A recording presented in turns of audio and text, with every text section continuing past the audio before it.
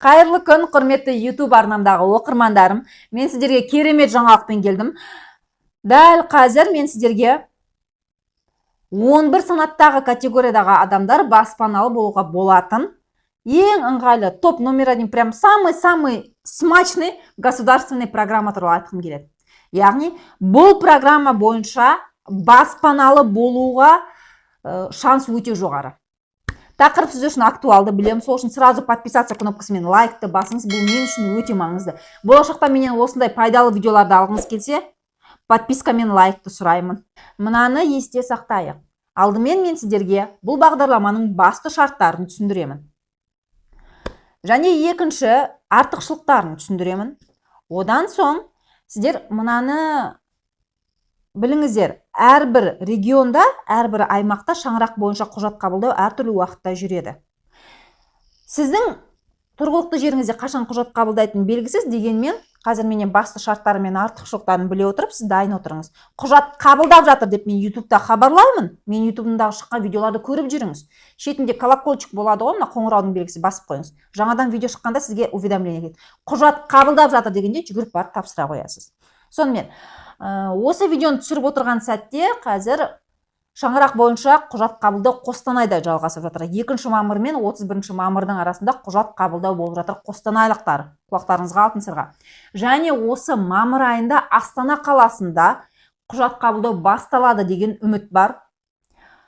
Сондықтан астаналықтар да дайын отырыңыздар. Қостанайда уже қабылдап жатыр, Астанада қабылдау басталады. Енді программа қалай? Бұл мемлекеттік программа, және бұл программаның екінші атауы 5-10-20 деп аталады. Өйткені оның жылдық пайызы үстіне қосылатын сыйақы пайызы проценті 5%. ГЭС жылдық пайызы 5,2%. Бұл өте төмен пайыз. Почти что сол квартираны өз бағасымен алып жатырмын деп, почти что бөліп төлеумен алып жатырмын деп ойлауыңызға болады. Ең төмен пайыз. Өйткені екінші деңгейлі банктердің өзінің бағдарламасына сәйкес пайыздар өте жоғары, 16, 17, 18-ден жоғары. 5% деген айналайын.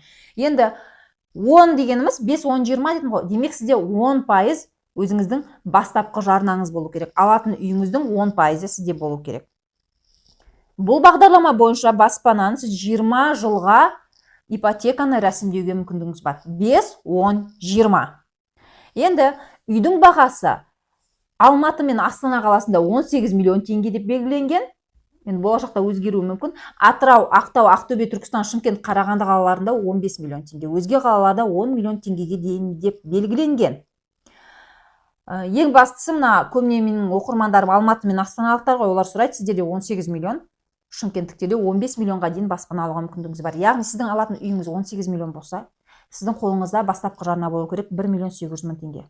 Бағдарлама бойынша баспана алу үшін сіз табыс көзін растауыңыз қажет. Яғни төле аламын ай сайынғы деп растайсыз. Егер сіздің табыс көзіңіз жеткіліксіз болса, одобрение шықпай жатса, мұндай жағдайда созаемщик қосуға мүмкіндігіңіз бар таныс туыстарыңыздан.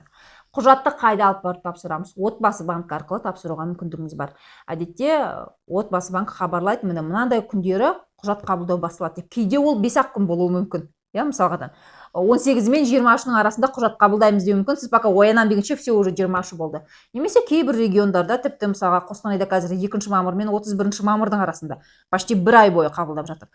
Бұл енді Қостанай ғой, ал мына республикалық маңызы бар қалалар, әсіресе Астана, Алматы, Шымкентте мұндай 1 ай бойы қабылдау деген болмайды. Оларда қысқа уақыт, 5 күн болуы мүмкін. Сондықтан дайын отырыңыздар, Шаңырақ бағдарламасының қандай артықшылықтары бар?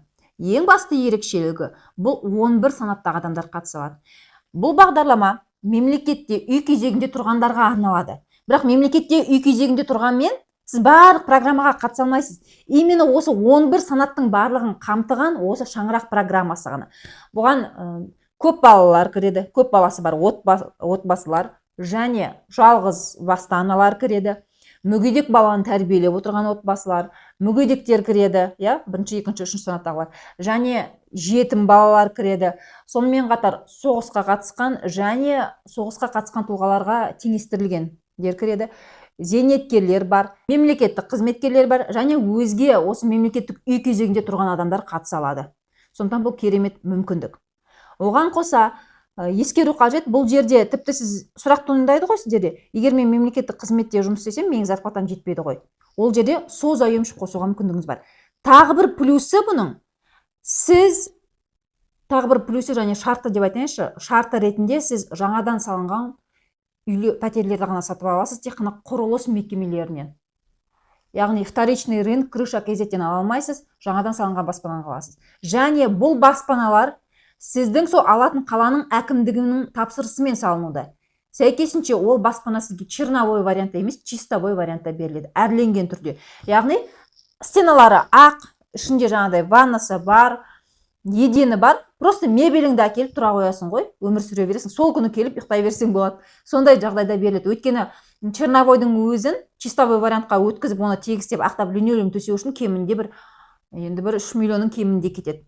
Минималкы есептеген кезде. Сондықтан бұл шаңырақ бойынша программада, баспана именно сол мысалға Алматыда шаңыраққа құжат қабылдау басталса, Алматының әкімдігінің тапсырысымен салынады ол үйді. Және оны черновоймен бересің ба, сізге чистовоймен береді. Мынаған назар аудару қажет. Бұл бағдарлама бойынша сіз тек қана өзіңіз тіркелген аймақтан ғана баспана аласыз. Мысалға сіз Алматы облысында өмір сүресіз, бірақ Алматы қаласынан ала алмайсыз. Өйткені сіздің пропискаңыз Алматы облысында. Алматы қаласынан алғың келсе, онда Алматы қаласында пропискаң болу керек. Оған қоса назар аудару қажет. Жоғарыда айттым ғой, бұл шаңырақ программасы бойынша әкімдік арнайы тапсырыспен құрылыс компаниясына үй салғызады. Сол үйден аласыз сіз. Және бұл үй чистовоймен беріледі. Яғни өзің барып іздеп жүрмейсің, саған көрсетеді. Мына жердегі объектте мына объекттер осы шаңыраққа қатысады дейді. Өзі шаңыраққа қатысады деген жилой комплекстер бар. Соның ішіне таңдап аласың. Және ол чистовоймен беріледі. Оған қоса мынаған назар аудару қажет. Бұның бір плюсы, әкімдіктің тапсырысымен салынған үйлердің бағасы әлдеқайда төмен. Мысал ретінде, қазір Астана бойынша, енді қазіргі белгілі ақпаратқа сәйкес, шаңырақ программасымен алатын үйдің 1 шаршы метрінің бағасы 220 мың теңге. Басқа программалар бойынша 220 мың теңге деген баға жоқ. И то ол чистовоймен беріледі. Алматы қаласы бойынша қазіргі бізге белгілі ақпаратқа сәйкес, шаңырақ программасымен үй алатын болсаңыз, 1 квадрат метріне 270 мыңнан. Именно шаңырақтықтарға. Шаңырақтан тыс алатын болсаңыз, сіз даже черновойға 450 мыңнан жоғары аласыз. Көрдіңіз бе? Именно шаңырақтағыларға арнап үй салады, сол үйден береді. Бағдарламаның қандай кемшіліктері бар? Жоғарыда айтқанында сіз тек қана тіркелген мекен жайдан ғана алуыңызға болады. Және кезекке тұру міндетті, оған қоса претенденттер өте көп. Жоғарыда айтқандай 11 санат алады дедім ғой. Демек сол 11 санаттың барлығы құжат тапсыруға қатысады. Сол кезде уже ескеруіңіз қажет.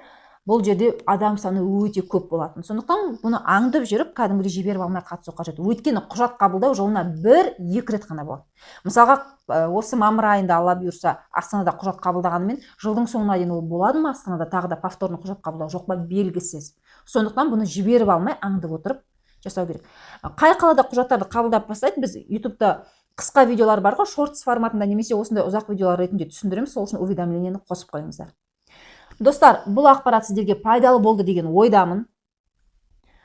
Осы шаңырақ бағдарламасымен үй алу жөнінде өзге ақпараттарды отбасы банктен білуіңізге болады, және өзіңіздің тұрғылықты жердегі әкімдіктен білуге болады. Өйткені үйдің бағасы әр аймақта әртүрлі дедім, және құжатты қабылдау әр аймақта әртүрлі уақытта жүреді. Шаңырақ бағдарламасының тағы бір маңызды шарты, сіз қатты шектен тыс бай болмауыңыз керек. Өйткені программа мұқтаж жандарға арналған. Бұл қалай? Сіздің табысыңызды есептейді. Соңғы 6 айда сіздің табысыңызды, соңғы 6 айдағын қосып, отбасы мүшелеріңізге шаққанда, бөлгенде, әрбір адамға келетін табыс 3,7 күнкөріс мөлшерінен артық болмау керек. Бізде қазір осы видеоны түсіріп отырған кезде күнкөріс мөлшері 40.567 теңге, соны 3,7-ге көбейтіңіз. Сонда адам басына шаққанда содан артық болып кетпеу керек. Артық болса, значит, сіз байлардың қатарына кіресіз деген сөз. Бұл программаның шарты бойынша. Тағы бір плюсын айтуды ұмытып бара жатыр екен сіздерге. Достар, бұл программаға қатысатын адамдар өзінің тұрғылықты жеріндегі акиматтан, егер сізде бастапқы жарна жоқ болса, первоначальный взносқа сертификат алуға болады. Мысалға, сіз 15 миллионға үй алғыңыз келеді, бірақ 10% бастапқы жарна мына шартқа сәйкес жоқ сізде.